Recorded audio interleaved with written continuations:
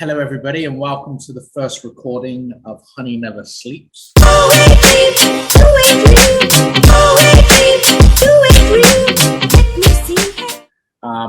I've been meaning to do a podcast for quite some time as a way to reach out to sort of the movers and shakers in the sales world who are changing the game for small to medium businesses, not just where most of the conversation happens in enterprise, Microsoft, Google. I want to look at what's happening in most of the world. And I'm not a big reader. I don't want to read all these books. I want to talk and listen to some really influential, interesting people. And so I want to put myself out there a little bit and seek discomfort, which you can see on my t-shirt today if you're watching on YouTube. I'm all about seeking discomfort, trying new things. And so I'm trying this out for the first time. And I'm really, really lucky to be joined for our first recording by Lewis. Welcome to the first episode, Lewis, of Honey Never Sleeps. And why don't you introduce yourself to everybody who's listening? Thanks, Ben. Really appreciate the invite to come to the first podcast as well. I'm Lewis Jenkins. I'm the CTO at MagnetarIT. So I'm in charge of the sort of technological needs as well as the research and development that happens within our business and the direction of travel that we take. Great. And why don't you tell us a little bit about Magnetar? Sure. So our teams manage your IT for you. And this is really split into two core services. We have IT support, which is all about keeping the lights on in your business and stop any disruption happening. And then we have the IT projects. And what does that mean? It's like an umbrella term, isn't it, really? So well, we make more efficient and happier teams. And we do this by we look at how you operate and we guide you to the tools that fit your business processes. Taking that time to really dive into the day-to-day to how a business runs, we find makes all the difference. But we've been talking about lead scoring for a while and how we can use technology to advance our sales team, to have them think, not always being proactive, but sometimes being reactive the right way. B-Core, we go out and hunt leads for customers. But why don't you sort of share what lead scoring is and how that technology works? Maybe sort of a little bit of a background for us. Lead scoring really is about a shared sales and marketing methodology for ranking leads for readiness, sales readiness, marketing readiness. And you score the leads on the interest that they show in your business, or where they are in your buying cycle, or where they fit in regards to the business and the ideal customer profile that you've got. And this really helps all your team prioritize the leads and respond to them appropriately, because not all leads are the same. Some have higher weight, some have low weight, and this is a way in which that you can organize that to make the most out of this leverage technology. So if we look at like the sort of the history of lead scoring, and it's always been kind of a manual thing before technology kind of came in and helped. So lead scoring has been around for a very long time. It's produced many different methodologies and approaches for how you can score. But really with manual scoring, it's all about looking at your sales pipeline, looking at potentially even just like the source of a lead, and then rating it, ranking it on that. And historically, a lot of it was done on feel. So I feel like this is a 5 out of 10. Because of the source of where they came from. I feel like it's a 15 out of 20 because of this criteria. And today it's a bit more advanced, and you leverage technology to do this for you, using tools such as CRMs, sales engagement platforms to do most of the heavy lifting for you. So that's like, just to give some context, that's like HubSpot, ActiveCampaign, Salesforce, VanillaSoft. They're like some of the top players, but the market is awash with different types of products that fits everyone's different needs. It's really good to see that it's evolved because, when you're making the decision yourself, you're a salesperson, you're in your sales meeting with your manager and you have got a pipeline, you've got a bunch of leads. And of course, you're always going to, let's say, brag a little bit. You're going to boost it up, make it sound stronger than it is. And so typically you hear about all this pipeline and then it doesn't close, and it's not closing because people are lying to themselves. And it's really good that we're now able to leverage technology to be more accurate and to make better decisions. But I guess, how does that really work? Like, how does it help us make better decisions with prospecting? I mean, you're exactly right. there's a bias that people have when it comes to how good is that. Well, I think my lead is actually a 9 out of 10, because no one wants to sit there and say it's a 2. And really the scoring takes that sort of bias away, and it's based more on facts, it's behavior, or explicit information. So really, if we look at how the scoring would work, it's based on criteria that you define, and generally these fall into 2 categories. You've got explicit and implicit scoring. And the explicit scoring, we'll start with that, is around giving a score based on qualities such as like a job title or industry, company size, turnover, and you might rank them based on, they might be the most important value, so you might rank them quite high and give them a big score. So if someone comes to your site, signs up, they have that job title, that's who you want to talk to. That is part of your ideal customer profile, or one of your many ideal customer profiles. And then on the other hand, if we look at implicit scoring, this is really about behavior, and this is where the tools really come in and really start to shine and take away some of the pain for you. So this is like, if we think of example, visiting the website, social media interactions, email opens and clicked, which obviously you spend a lot of time doing, content downloads through like lead magnets on your website, and all that information is collated and all the scoring is defined by yourself. But on top of that, so there's 2 key scoring types. You could also do things like negative scoring. And that's really important, because if we think about an example of negative scoring, could be a competitor of your business. If they sign up to your website, well, you know they're not interested, they're just doing a bit of research. So, you know, you want to mark them down minus 50 points, get rid of them. You don't want that taking up your team's time. Another action could be if they unsubscribe for your mailing list. So there's another signal to you that actually they're not that interested, or they're not paying full attention on that. So let's drop them down a little bit. A common one as well is around interaction. So how long was the last time since they've interacted with you? And this really prevents a bad data from building up over time. And you define, like I mentioned, the value or the weight of the activity that's happened. It's actually really interesting, because sometimes salespeople aren't aware of this information. I'm the founder of a business. I kind of have an idea of my market. I have an idea of my competitors, and good salespeople should know. But a new rep who's joined your company, they don't know the full landscape. It might take them longer to figure it out. They won't know if it's a competitor. They won't know typically if they've been unsubscribed. So it's really nice how you can bring all this technology to do the score, so they don't waste their time. And time is that one thing that you just never get back. I like how it brings together, because, you know, if a CEO fills out my form, I want to know immediately. I want to react to that very quickly, because it's in their mind right then and there, and I want to stay at the front of their mind. Whereas someone who's a little bit lower down in the food chain, of course, I still want to react, but I don't need to jump on it as quickly, or I can have a slightly different approach where I can send them some content. So I really like that it can inform me who's come in, who's interacting with us. I know you help a lot of businesses out there, and we're both sort of get to touch a lot of business owners and small businesses as well as large. Do you think there's a special formula to it all? Well, each business is very different, Ben, and there's no really one size fits all with lead scoring. However, we recommend you start with sort of a no minimum value to start with. So kind of just make sure you're just capturing all the activity and putting scores against it. And then once you've gone through that sort of test period and that's complete, analyze all this information, analyze the sales, follow up the lead score, and see if you can identify a clear cutoff between, where someone stops becoming a lead and turns and stop turning into customers for you. And once you've determined what that number is, your sales team, your marketing team, people working on this have to work together to develop an appropriate outreach program and process, which is obviously what you spend a lot of time doing. And once you define that score, that's where you can start pushing harder on it. And there's a certain kind of art to choosing which attributes to include in your model. And by that, I mean, it's a test and measure scenario, because you don't know what you don't know. And just because one thing works for one organization, it does not mean it will work for you in any way whatsoever. And you'll choose attributes based on those conversations you've had with your sales team, or you've gone through analytics of your existing deals that you've won. But overall, it tends to be a judgment call. So there is no silver bullet. It's just a bit of hard work to get going.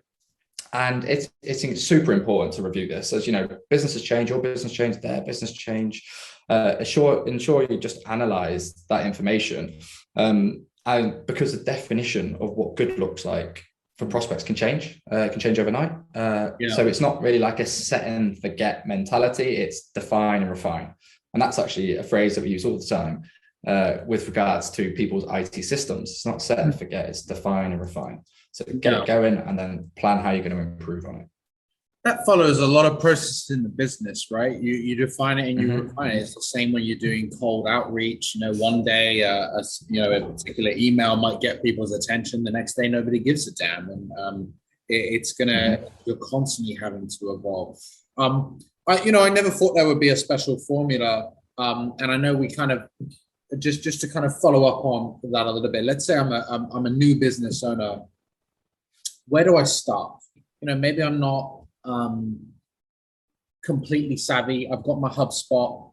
I have a one guy in sales helping me out. I've got some ads that I'm running. Where do I start? Like, what would you give the biggest tip to them? What would it be?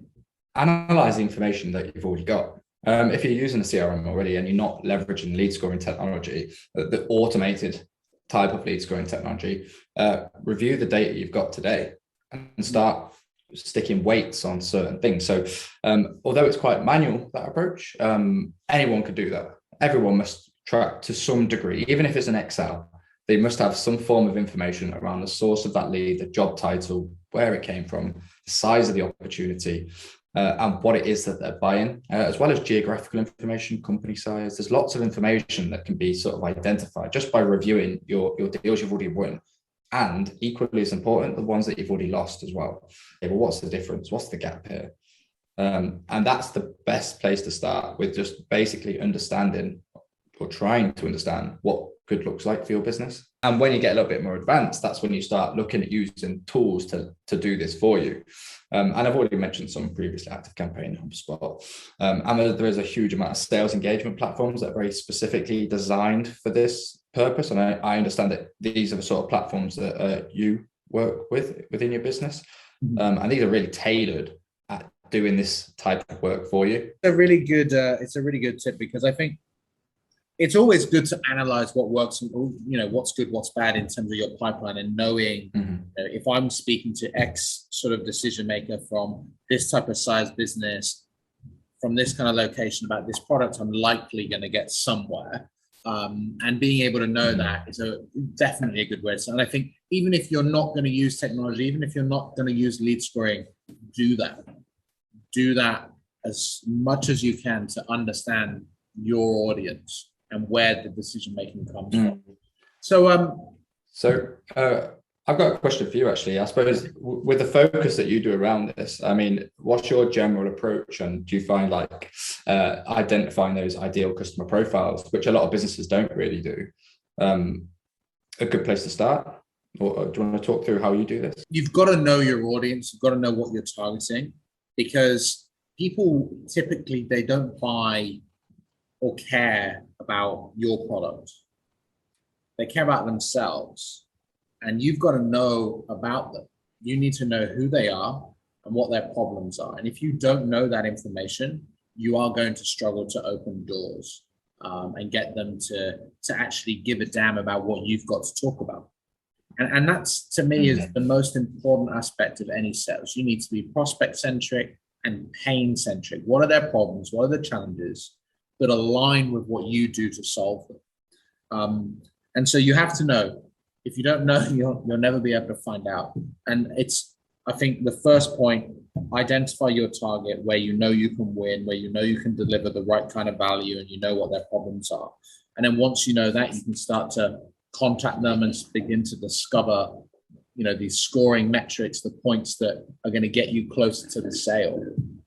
And for my team, when we use lead scoring, we're a proactive team where we're going outbound. So we're not an inbound sales team, and we're not a marketing team. But we use lead scoring to look at, when are they opening our emails? Did we contact them and then they went to the website? That kind of information. Because if they're going and looking at our stuff, they're interacting, maybe we'll send them a different kind of email with another piece of content that is of value to them about a pain point that may have caught their attention in our outreach. And so that's how we use lead scoring. It allows us to go from the cold to that lukewarm to warm to hot to we've got a meeting. And that's how we kind of combine it all together. So absolutely understand your audience, understand their problem. Your sort of approach very much sits with that define and refine. You can tell straight away, which is fantastic, which is exactly the right mindset to have when you sort of approach these sort of things. I hope so. So well, I guess I throw a little question for you that, I feel like I might know the answer to a couple of them, but just for those who are listening, what would you say would give the highest point score? Like which touch point scores the highest points? Probably the one who clicks the big buy now button, to be honest with you. But realistically, like I mentioned, it's the test and measure to identify those actions and behaviors, the implicit and explicit information. Is it CEOs? Maybe that is actually the single factor. Although I would never use single variable data to base any decision on. That would be a massive mistake, because you're just guaranteed to fall into an issue, and then you'll look back and think, why did I base it on one bit of information? That was foolish. So really, it's, what are those behaviors? What are those actions that lead to those conversations? What are those ones that get you your customers? And like I mentioned, speak to your sales team. They know almost better than anyone. Speak to your existing customers. We've already said, look back at the data that you've already got. That somewhere in there will be the golden nugget that tells you, what is it that works for your business. If you don't know today, the information is somewhere buried within the data that you've already got. And obviously, stick to using those automation tools to do some of that lifting for you, and you'll discover your own highest touch point scoring value. And, I like that. I mean, what about yourself? What's your view on that? Well, I'm at a different stage of the funnel typically. But there's too many different touch points. If somebody's downloading content, I'm always keen and excited, because they've gone out of their way to look at something. Certainly if they have to provide their contact information for it. If they go to your website, downloading a case study by giving you their telephone number, that's a really good sign. That's a high score one, isn't it, for you then? Exactly. That's a high scorer.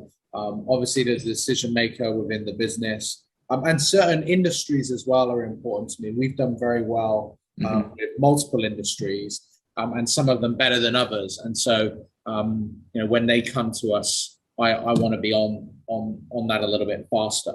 And then we also do it for our customers as well. So, how often are they opening our emails? That's actually a really interesting one for cold outreach, because if I sent you an email and you open it 5 times, I should be contacting you again, and I should be calling you, because why would you open my email so many times? Something in there has caught your attention to keep going back to, or you forwarded it around your office, and software like HubSpot picks that up. It doesn't necessarily, if they forward it and somebody else opens it, I know that someone's opening it, so it's being discussed. And that's a good indicator to pick up the phone and call. Yeah. And when you mentioned about sort of downloading content, depending on what the content is, depends on the value, because again, not all content is the same. One bit of content that someone downloads could actually be such high value content, but they might not be showing any interest in buying a product. It might not be that type of content. So if it's like a cheat sheet or something helpful like that, is that they might already have products, so they're not a customer for you. And that's where it can get really misleading sometimes, and you end up overscoring people, and then the prioritization that you've got working for you actually ends up working against you. Yeah, I think that's where, once you've tested and measured, that's where we enter. That's where we bring the robots in. Like if somebody downloads a cheat sheet, they can get a couple of emails sent by a robot that just goes, hey, we saw you downloaded it. Let us know if we can help you. What are you using? We'd just love to know how you're going to use the sheet, whatever it may be. But you can automate some of these touch points with leads. on that low value content that isn't going to deliver a sale. You could potentially get them to talk to you. And once they talk to you, you can find out what their problems are. Why do they need to go and get that cheat sheet that their vendor didn't help them? And that's when maybe you can go, well, here's how we might be able to support you. So you can always bring a low score up to a high score. Yeah. And, we've talked about the present, we talked about sort of how lead scoring can work for a business and what a business owner can do to get started by looking at their data, figuring out, speaking to their sales team, testing and measuring, trying different things, creating different touch points. How do you think the industry and overall we can improve? What improvements can be made to lead scoring technology? You're from the sort of tech side as a CTO. How can we make this stronger, better, and easier? So just like most services you're finding today, they're starting to leverage things like AI and machine learning far more. And one thing we've not really touched on is the predictive scoring capabilities that these tools have. And you don't find that in all lead scoring software. So, not all lead scoring software is equal. Some have some intelligence built into it.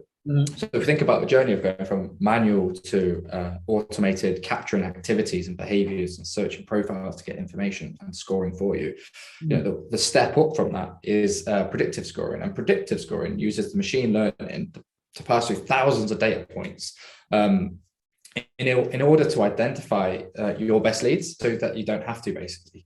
So if we think about what I was talking about, where you review your data, you find the commonality between them. Well, actually, this can be done for you, and it can be done better than you will probably be able to do it because it can look at things, much faster, and things that you might never look at. So potentially the time it takes for them to transition through the pipeline, it might be from one stage to another stage, and actually that could be a massive buying signal, and you might never notice the jump between two stages is actually a big sign.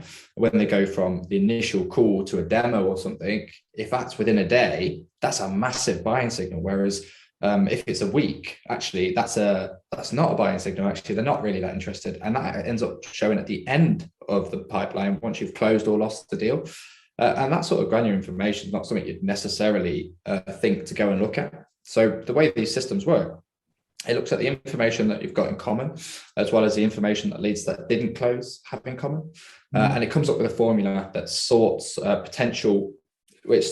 your contacts by importance based on their potential to become customers, which is the really important bit. And this allows you, your team, and everyone else to prioritize those leads and have them sort of the work come to you rather than you go to the work. And it saves you also harassing those people who aren't yet interested or engaging in those who are. Gets rid of the pesky sales behavior.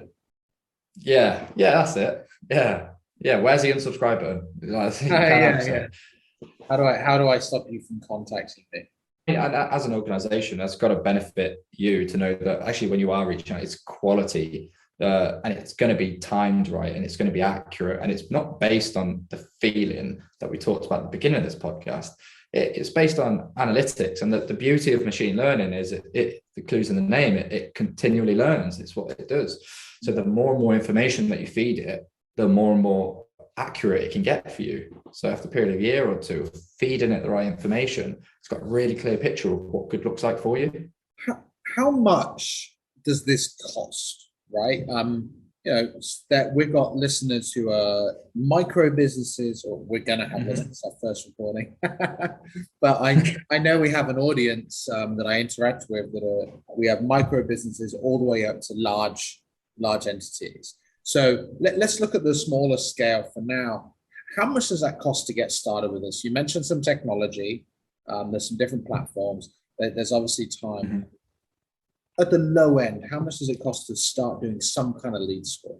Good question. And the price and the budget and the huge amount of variables in there.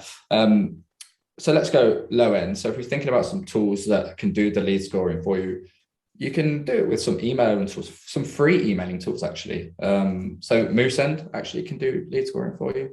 Let's just say if we're focused around website behavior and email activity, Now, MoveSend's more of an email marketing tool, but there's a free version of that. And actually, that has some automation built into it. And you can score based on clicks, whatever they might do, some common interactions. And then you can manually score on top of that.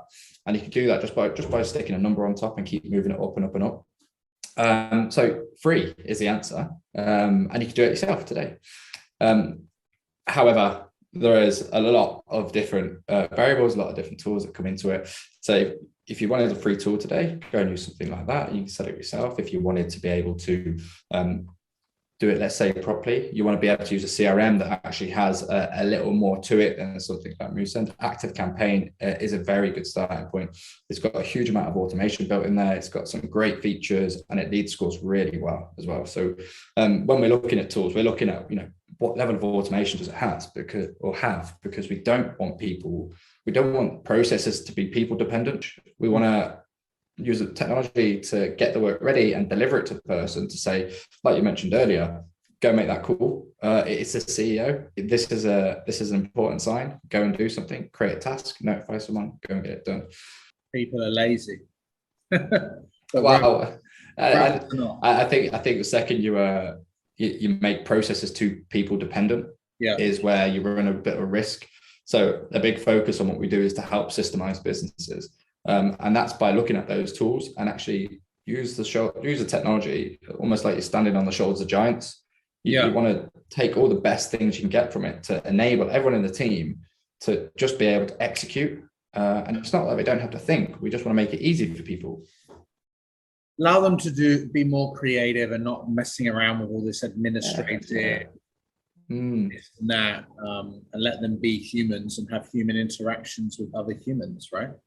Indeed, exactly that. And there's always that almost a cliche of automation is going to get rid of jobs. It's not doing that. All it's doing is enabling better, more interesting jobs, and it's been doing that for years. Who wants to sit there pressing the same button all day when it's like, well, actually, that bit of work's going to come to you packaged up, Amazon style, ready to go, and then bang, on to the next one. Yeah, beautiful. Well, thanks for all your insights today, Lewis. I really appreciate it. I think I'm going to take on board a few of this. We're not doing the predictive scoring at the moment internally, and I think I'm going to definitely investigate it further. I think we could do more automation, use more AI to make some decisions for us. So I've gained something from this myself, and I really think some small business owner or someone who's just getting started in their company, you can start with this now. Go and get MoveSend and try something. And if you're a little bit larger and you've got a lot of data to worry about, reach out to someone like Lewis to get some help. And if they wanted to speak to you and get some insights on how best to get started or how to talk to you about optimizing processes like you mentioned, how can they do that? The best way is probably find me on LinkedIn. Or you can go through our website. We'll provide all our details, hopefully in the description or something for this podcast, just to make it easy for people. But I'm always happy to have a conversation with people, even if it's just, I need a little bit of direction or, is this the right direction of travel for us? More than happy to have those conversations with anyone. Fantastic. Well, reach out to Lewis anytime, guys. Thank you again for listening in to Honey Never Sleeps. Excited to talk to, as I said, movers and shakers in the space, primarily around small to medium businesses and how we can utilize this enterprise technology to take over the world. So thanks everyone for listening. Have a really good day. Bye. Thanks, Ben. Bye.